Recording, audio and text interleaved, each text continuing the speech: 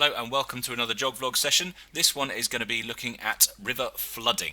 So last session we looked at river landforms and we covered every single landform and gave you a nice handy set of notes on things like meanders, oxbow lakes, waterfalls, gorges, floodplains and levees.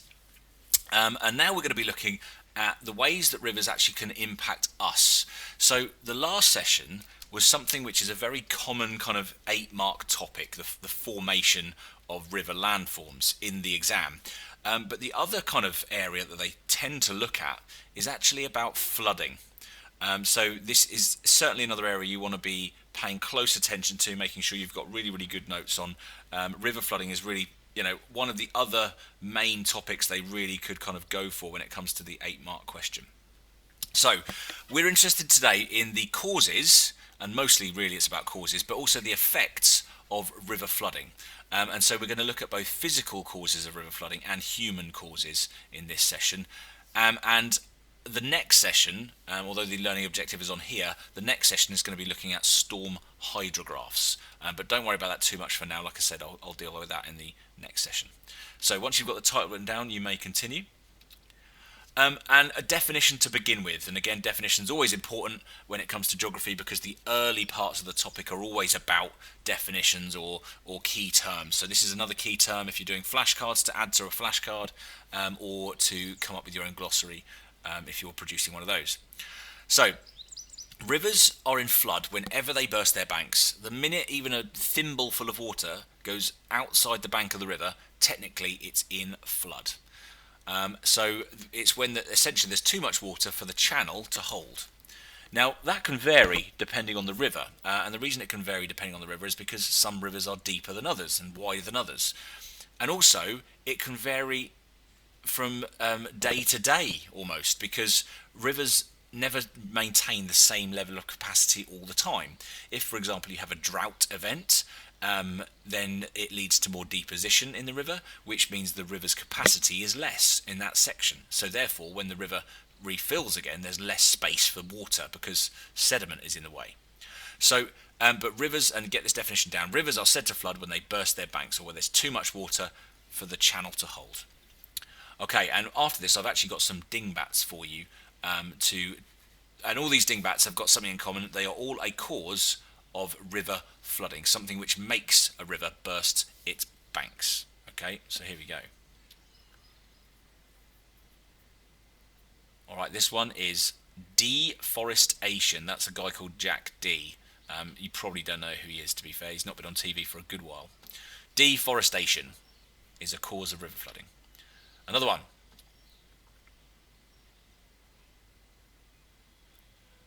Okay, this is urbanization. Urbanization is another cause of river flooding.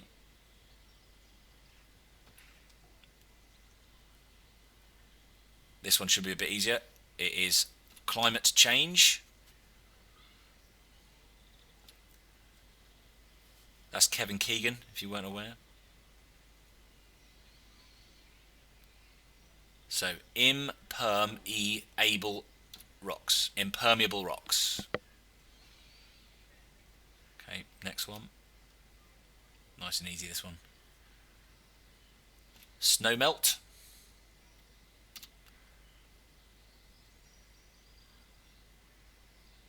This one is intense rainfall.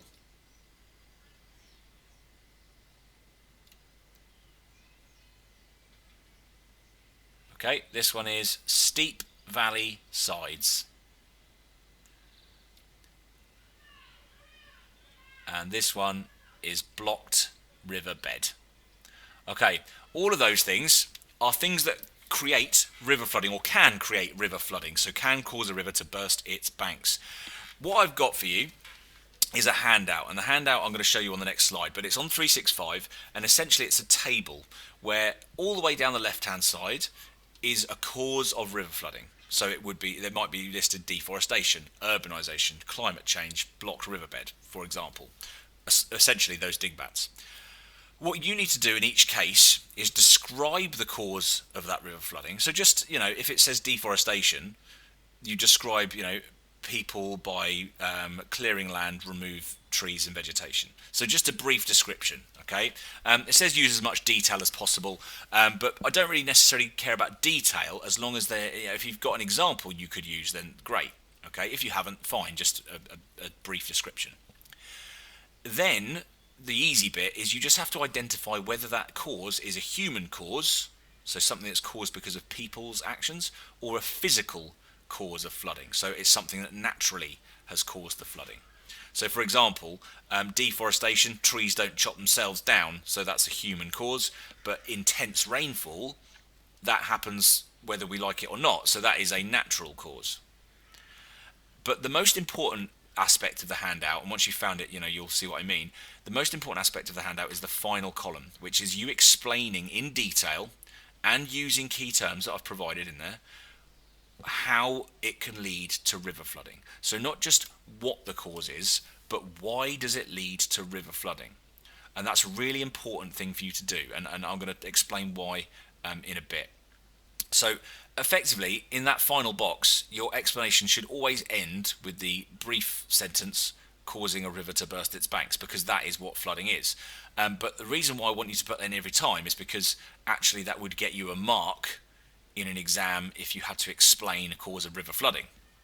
And I'll make that a bit clearer in a moment. So find the handout, which looks like this. It doesn't have the big yellow boxes on it, okay, they're for me to explain something to you, but it has all of these things on the left hand side. All these are causes of river flooding. Then it's got a column that's a description of that cause. What is it? What does it involve? Can you give an example? All right, so deforestation, people clear trees to make space for agricultural land, for example. That could be one thing. Then this column is whether it's either physical or human. So you can just put physical or human in whichever one it is, based on whether it's caused by people or it happens naturally. And then this final box, really important one, okay? This is where you are going to write a proper long sentence or two, probably a paragraph, sort of small paragraph. That's how does this thing cause flooding?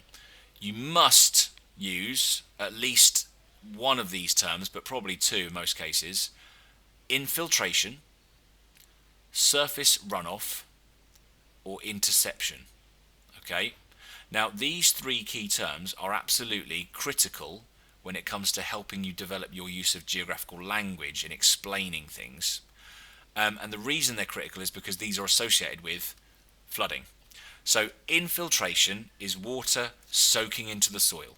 That is what it is. So if things can't infiltrate, it means water can't soak into the soil. But rather than saying water is unable to soak into the soil, you say water cannot infiltrate. Now, if infiltration can't happen, you get something else. You get surface runoff, which is the next key term. Surface runoff is what it sounds like: water running over the surface, and that tends to happen if it can't infiltrate the soil.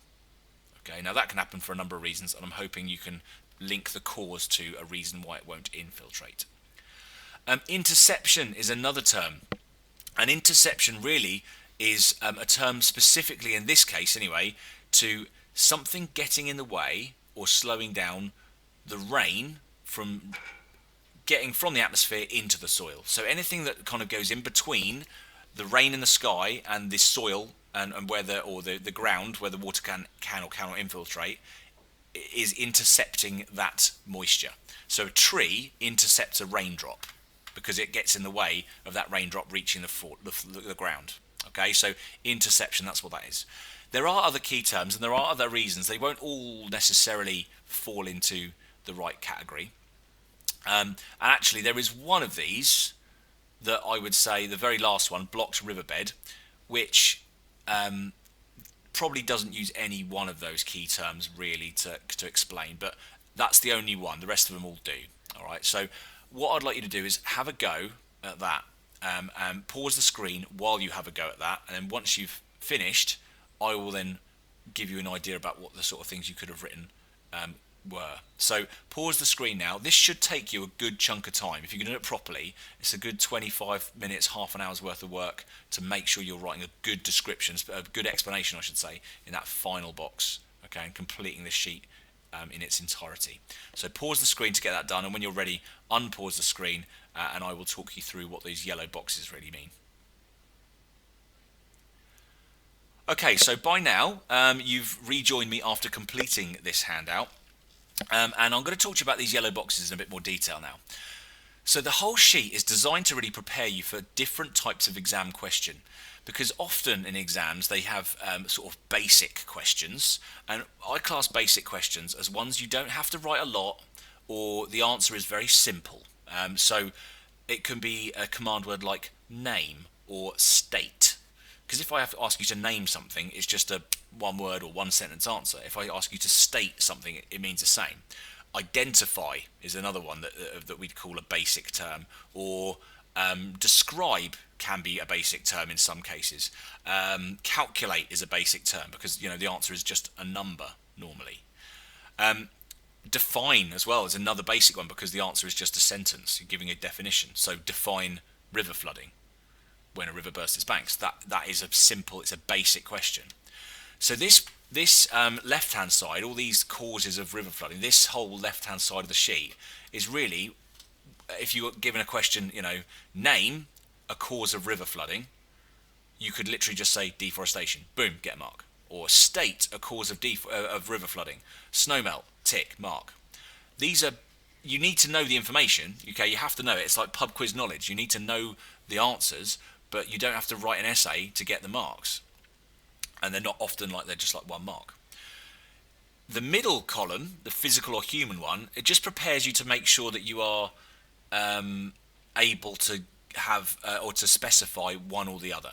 So what I mean by that is, if the question isn't name a cause of river flooding, it's name a physical cause of river flooding, and you've got to look out for that term, then you must make sure that whatever you say is a physical cause of river flooding. So if the question says name or state a physical cause of river flooding, and you say deforestation, you will not get the answer, the mark, because deforestation is a human cause of river flooding. Building on floodplains or urbanization is another human cause of river flooding. Climate change, you could actually get away with both there. The exam board they're sitting on the fence a little bit. Impermeable rocks. We didn't put the rocks in the ground. We didn't make them impermeable. That is a physical cause. So I'd avoid climate change if a question like this came up because it's one of those ambiguous ones. But impermeable rocks happens naturally. Absolutely a physical cause. So that would get you the mark. Snowmelt, physical. Intense rainfall, physical. Steep valley sides, physical. Blocked riverbed, human or physical. If it's a bridge, we built that, we blocked it. If it's a shopping trolley in the river, we did that, we dumped that. If it's just because it's blocked because of sediment that naturally deposited in a drought, that's a physical cause. But if you ever use one that is like climate change or blocked riverbed, you have to be able to qualify why you think it's one or the other. And that adds up. That means you've got to write more. And if you want to write more, then fill your boots. But I don't think many of you in an exam want to use that time to write extra stuff you don't have to, when you could just quite easily name impermeable rocks, snowmelt, intense rainfall, steep valley sides, because they are all very, very much clear-cut physical factors. Deforestation, urbanization, very, very much clear-cut human factors. So avoid the ambiguous ones if you can. Now, most of you, I think, can get to grips with that. The more challenging thing comes when these questions appear. This section, where I made you write more, alright, is designed to help you with explain style questions. And these crop up, and are worth quite a lot of marks, really. They're always worth at least 2 marks, sometimes 3, sometimes 4. And they are worth a bit more thought.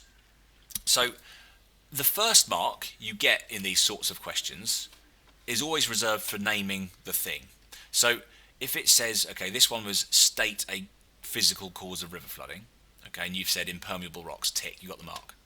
If this question said explain a physical cause of river flooding, you would get the first mark for saying impermeable rocks, tick, brilliant. But there is a second mark available, and all that second mark has been freed up by the use of the word explain or suggest reasons or whatever.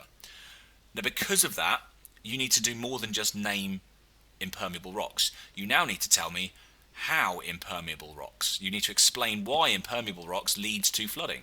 So you get the second mark for saying impermeable rocks cause flooding because they reduce infiltration or they increase surface runoff. That would be worth that second mark.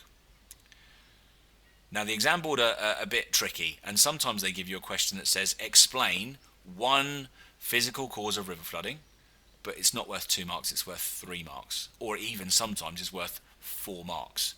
Now you can't just say impermeable rocks and snowmelt, because they've said name one. You have to focus on just one cause of river flooding, but then you've got to extend it to get the extra marks. So impermeable rocks, 1 mark.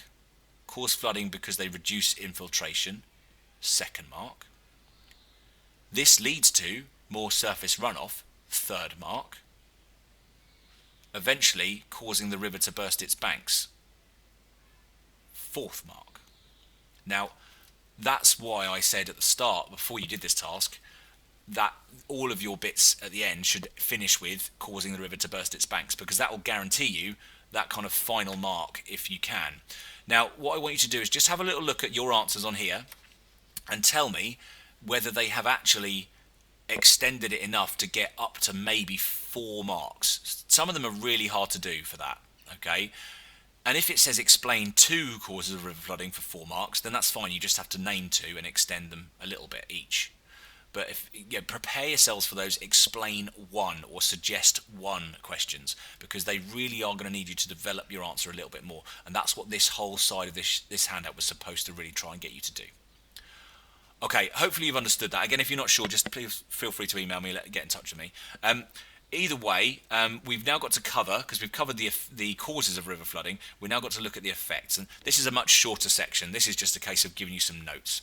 So in general, the effects of river flooding are pretty obvious, okay? They flood people's homes, they flood people's land, they cause death, they pollute waterways because sewers overflow, okay? All that sort of stuff is absolutely pretty straightforward. But I thought it would be more useful to actually give you some really good examples of places that have undergone specific impacts of river flooding. And I've chosen ones that were easy to research, to be honest with you, but I've chosen this set, which all happened within 10 years of each other. So, we often think of major flooding as a rare occurrence, but the fact that these 4 flood events occurring in different years have all affected the UK quite significantly tells you that flooding is a big deal, and actually it's a regular big deal we need to be looking at in the UK much more regularly. They all do appear in the west of the UK, which is pretty typical actually. The west does get more rain than the east. East Anglia is one of the driest parts of the UK, so we don't often get river flooding actually. We are much more at risk of coastal flooding and coastal erosion from storm surges. But these 4 locations, one in 2012, the River Dee and parts of rivers in and around that area actually in North Wales and Cumbria, underwent a large amount of low pressure storms, which led to intense rainfall, and the ground was already saturated. Because it was already full of water, that's what saturated means, it just led to surface runoff, which we know is an important thing, and actually that killed 9 people, which in 2012, we're not talking that long ago, less than 10 years ago from when I'm doing this video now. It flooded 8,000 homes, and it cost about £600 million worth of crop damage.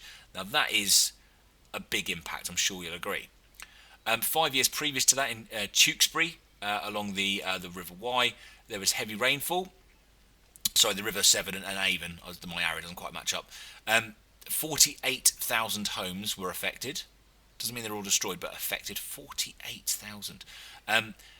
And each home, on average, costs between £20,000 and £30,000 to repair. Not £20 to £30,000. It was £20,000 to £30,000 each home. Now, if you want to do the maths, 48,000 times by, even take the low estimate, 20,000, you're going to get a big number there, bigger than my head can deal with without a calculator.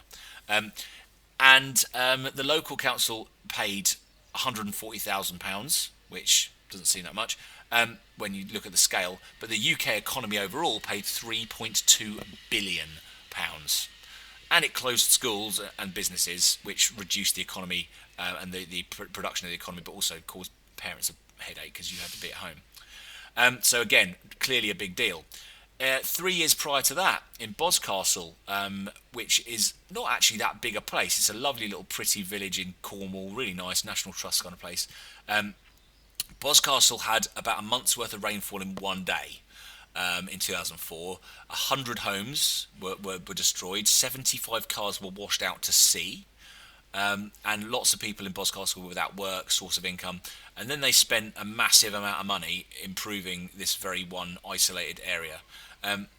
I don't necessarily understand the logic of spending the millions they did on improving Boscastle, but it is a huge tourist area, and therefore it does warrant. It has paid for itself over and over again, I'm sure, since 2004 anyway.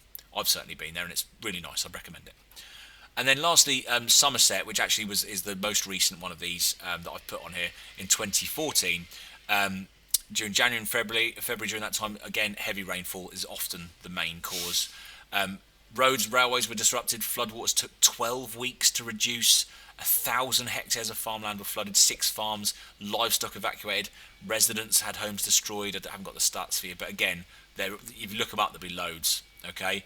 Now, what I haven't done is I haven't focused on any environmental impacts, but there is reason to kind of mention those, and maybe you want to do a bit of additional research in terms of the environmental impact of some of this flooding. Some of these flood events, but this way at least you've got a really good overview with some specific places, facts, figures, dates about flooding, and really a bit of a warning that within the next 10 years we can expect another 4 sets of floods like this if trends continue as they are. Okay, so I would use this to get a few notes written down, and again I believe this is actually already a handout on 365 if you want to save yourself a bit of writing time. Now, that's the end of this particular session, so I'm not going to dwell on that. There is, again, it's interesting if you want to look up any footage. Boscastle is probably one of the best documented events. Even though it was a small one, it's got really good footage of, because they used loads of RAF helicopters to rescue people from roofs and stuff like that. If you just Google Boscastle floods 2004, you'll get loads of stuff, or you go onto YouTube and look at it. There'll be loads of stuff that you can do just to give you a bit of a visual kind of stimulus to help you kind of picture what it was like for the people that lived in Boscastle. All right, so this session is done. Hopefully now you know the causes and impacts of flooding to some degree, and also a bit of exam technique too. Thank you for listening, and I'll see you next time for another Job Vlogs.